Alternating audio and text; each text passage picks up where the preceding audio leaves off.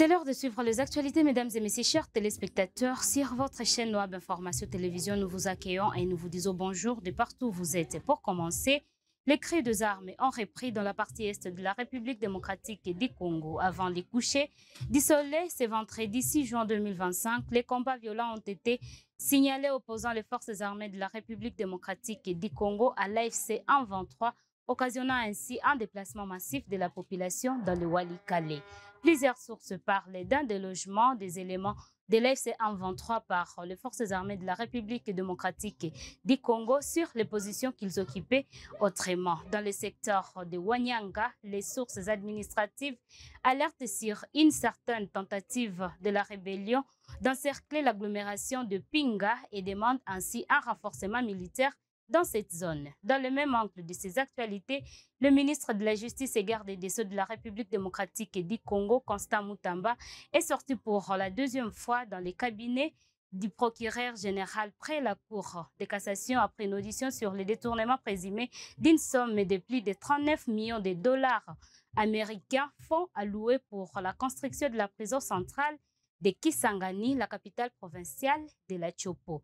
Toujours dans ces actualités, la présidente de la République démocratique du Congo a honoré la ministre d'État et ministre des Affaires étrangères, Thérèse Kaikwamba Wagner, pour le résultat des efforts diplomatiques entrepris. À cela, le président de la République, Félix Antoine Tshisekedi Tshilombo, a rajouté que la ministre des Affaires étrangères est l'exemple des collaborateurs qu'il souhaite avoir à ses côtés. Suivez. La réunion du gouvernement de ce vendredi a commencé par une note positive, à savoir l'hommage du président de la République et de la nation tout entière à la ministre d'État, ministre des Affaires étrangères, Wagner Kaikwamba, pour la double victoire diplomatique à New York. Vraiment notre héroïne qui a réussi, qui est vraiment l'exemple de ce que j'ai toujours souhaité, c'est-à-dire instruction donnée et résultat obtenu.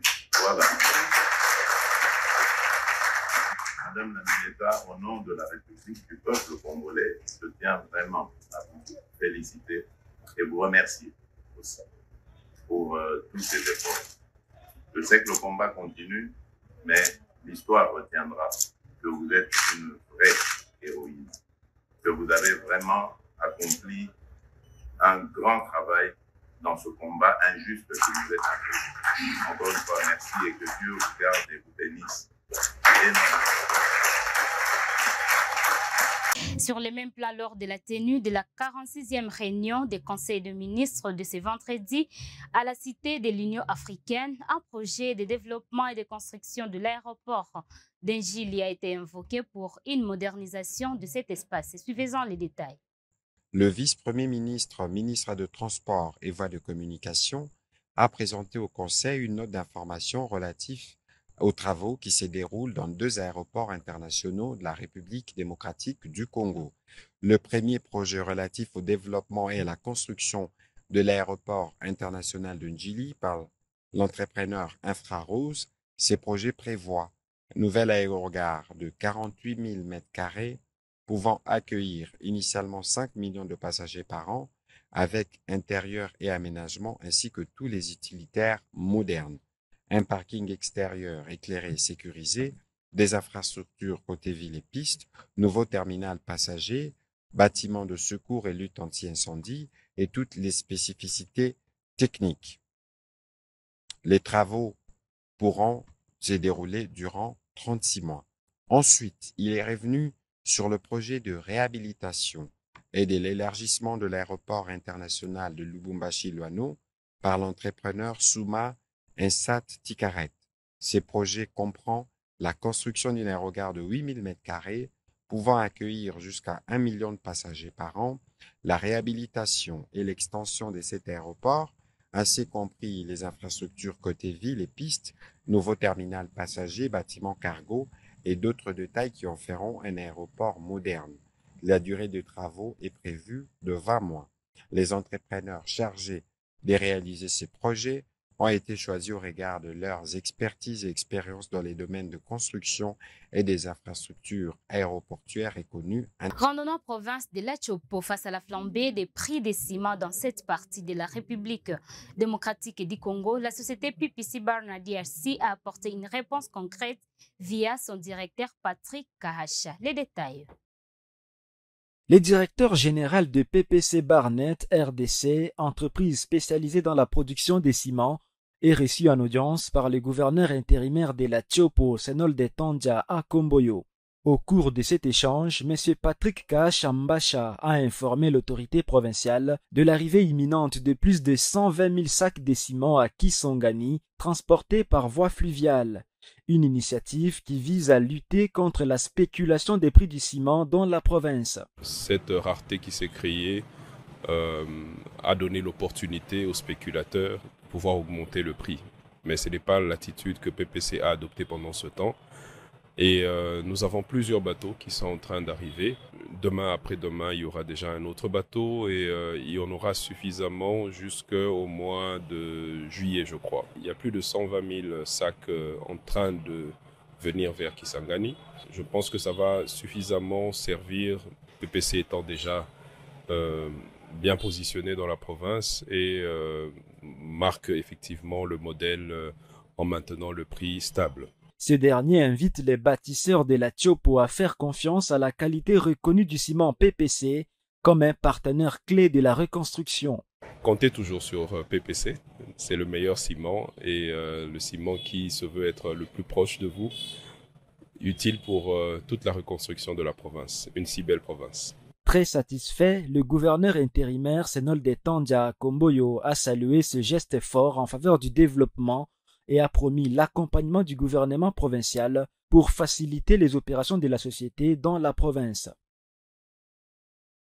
Et pour finir cette édition du journal, messieurs et dames, le vice-premier ministre, ministre de l'Intérieur, Shaban Ilouko, a reçu les caucus des députés nationaux de la Tchopo et de Kinshasa pour échanger sur la question sécuritaire, situation qui prévaut dans les deux provinces successives. Suivez.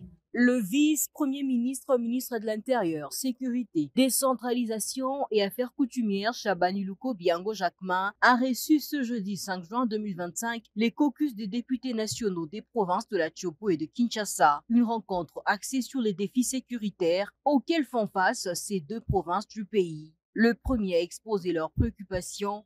Les députés de la Tchopo, ces derniers ont plaidé auprès du vice-premier ministre pour que de mesures urgentes soient prises contre l'insécurité persistante à Kisangani, principalement liée au sous-effectif des forces de police. Ils plaident également pour l'extension de l'opération Ndobo, déjà expérimentée avec succès à Kinshasa, afin de lutter efficacement contre le banditisme urbain dans leur province. Pour dire vrai, la solution qui est envisageable dans un plus bref délai, c'est la duplication de l'opération Ndobo qui a fait ses résultats, aussi dans la ville de Kisangani, pour qu'on prenne à bras le corps ce problème de l'insécurité et de le résoudre une fois pour toutes.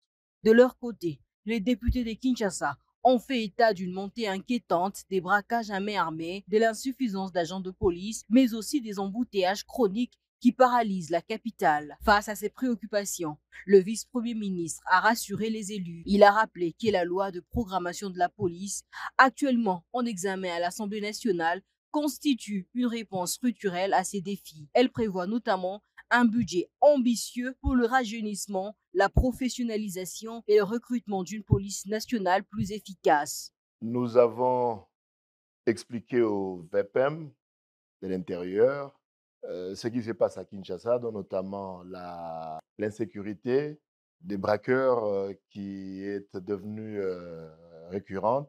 Le Kuluna, donc le banditisme urbain, que nous appelons communément Kuluna, les embouteillages, le problème d'effectifs des policiers.